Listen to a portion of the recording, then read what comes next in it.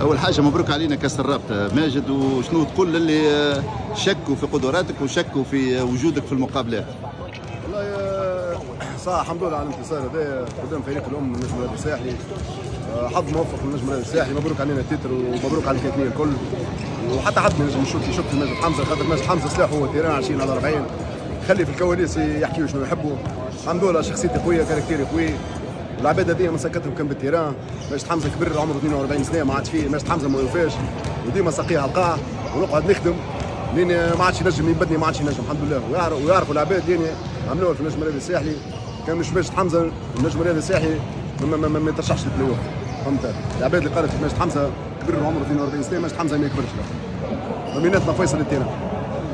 واليوم هو الدليل، معناها دليل هو نجاحك اليوم في المقابله ونجاحك في التصفيات، نجاحك في المقابلات البطوله. هذا كل معناها دليل كبير على نجاح ماجد حمزه وانتداب كبير لسبورتنج المكنين. صحيح.